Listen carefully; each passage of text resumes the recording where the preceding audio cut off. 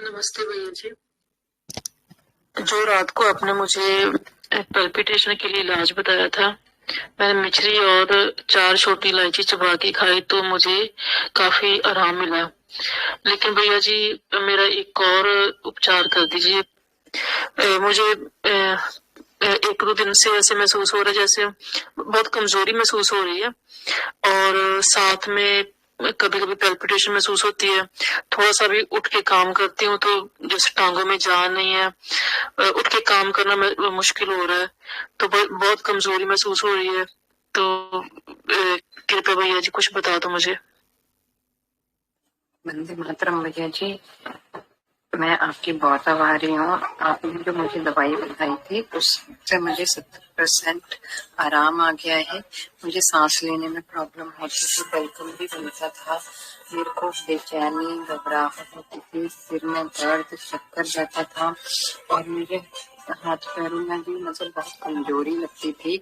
और आपने मुझे जब सांस लेने में प्रॉब्लम होती थी उसके लिए आपने मुझे बताया था कि दालचीनी और शहद लेना है, आधा चम्मच सुबह शाम, और बाद में 5 से 10 ग्राम सूखा नारियल खाना है, जिसकी वजह से मुझे पहले दिन से ही आराम आने लग गया था और आज मुझे 25 दिन हो गए हैं, मुझे 70% आराम आ गया। मैं आपकी बहुत बहुत आभारी हूँ। मुझे नींद की भी बहुत प्रॉब्लम थी, मुझे नींद अच्छे से नहीं आती थी, पर इसको लेने के बाद मुझे नींद बहुत।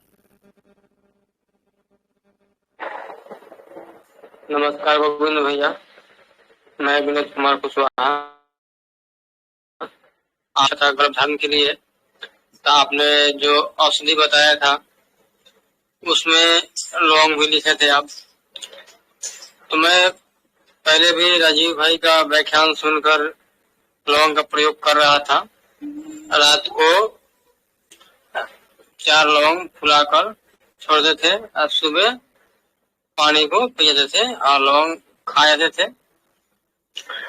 और फिर मैं जब बाद में आपसे पूछा था तो आप बताए थे सुबह से लेकर शाम तक 4 से 6 लौंग खाइए। मैं वो खाया और गर्भधारण हो गया। शादी का 16 महीना बीत चुके थे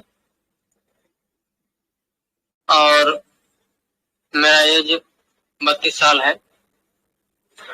हम सबसे निवेदन करता हूँ कि राजीव भाई का व्याख्यान सुने और टेलीग्राम और यूट्यूब चैनल है स्वसमित परिवार के नाम से, उस पर जाके देखें और सब प्रयोग करें। वंदे मातरम।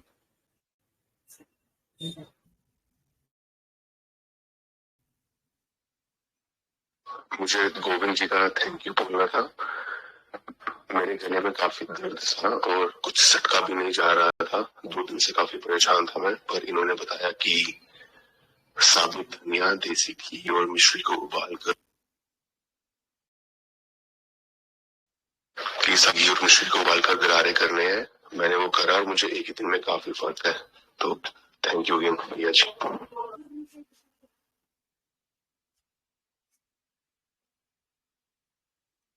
भैया जी प्रणाम। भैया जी मेरे बेटे को पिछले 2-3 साल से पित्ती कह लो, छपाकी कह लो, या इंग्लिश में जिसे हायू कहते हैं, उसकी प्रॉब्लम थी। तो मतलब ज्यादातर हम मेडिसिन होम्योपैथी की यूज करते हैं, तो पिछले 2-2.5 साल से मैं उसे होम्योपैथी का ट्रीटमेंट दिलवा रही हूँ। आराम भी आ जाता है, बीच में मेडिसिन छोड़ते फिर हो जाती थी। तो मैं बहुत परेशान थी इस चीज से कि बेटा भी परेशान था कि दिन में कई बार आराम नहीं आता था तो 2-2, 3-3 लिवोसिट्राजिन की गोली खाता था। अब वो टैबलेट भी उसे असर करना बंद कर गई थी। तो मैं भी बहुत परेशान थी, तो इसलिए मैंने यूट्यूब पे होम्योपैथी के कुछ डॉक्टर्स को फॉलो किया और उनसे जैसे उनकी मेडिसिन सर्च करनी शुरू की कि मैं खुद से घर लाके और इसका ट्रीटमेंट करूं। तो उसी में एक डॉक्टर की मैंने वीडियो सुनी, तो उन्होंने कहा कि जो ये पित्ती जो ये होती है, इसका मेन कारण है रिफाइंड ऑयल, सोयाबीन तेल। भाई आप कोशिश करें, आप सोयाबीन अपने घर से सोयाबीन तेल बिल्कुल हटा दें, रिफाइंड ऑयल जिसे कहते हैं। और अगर आप उसको हटाते हो तो आपको दवाई की भी जरूरत ना पड़े। तो मैंने ऐसे ही किया। पिछले 4 दिन से मैंने बिल्कुल अपने घर से रिफाइंड को निकाल दिया और सरसों का तेल इस्तेमाल करने लगी।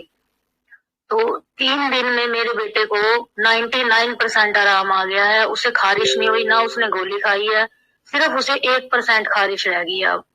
तो मतलब ये मेरा एक अनुभव था, तो मुझे लगा कि अगर मैं साझा करती हूँ तो इससे किसी और को भी फायदा मिल सके अगर।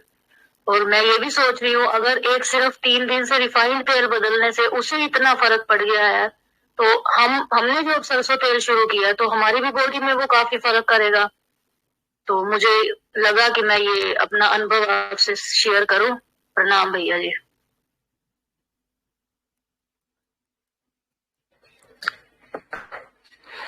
वंदे मातरम भैया जी। उससे दांतों में कीड़ों की दवाई पूछी थी, उससे बहुत ही ज्यादा आराम है। सिर्फ 2 बार ही मंजन करने से दांतों में आराम हो गया है, जिसके लिए आपने बताया था कि हल्दी, सरसों तेल, नमक, लौंग पाउडर, भुनी फिटकरी का पाउडर 1-1 चुटकी लेकर सरसों के तेल में मिलाकर मंजन जैसा बना ले और इससे मसाज करें। तो हमने ये किया है, लेकिन इसमें दांतों में कीड़ों की वजह से दर्द था, उसमें तो मतलब फायदा है। साथ ही साथ इससे मतलब झंझनाहट होती, दांतों वो ठंडा गर्म लगना, ये इन कई चीजों में भी यह नुस्खा फायदा करता है। इसके लिए हम आपसे दिल से हार्दिक धन्यवाद देते हैं। धन्यवाद गोविंद भैया, आप दीर्घायु, आप हमेशा स्वस्थ रहें। वंदे मातरम। वंदे मातरम गोविंद भैया जी।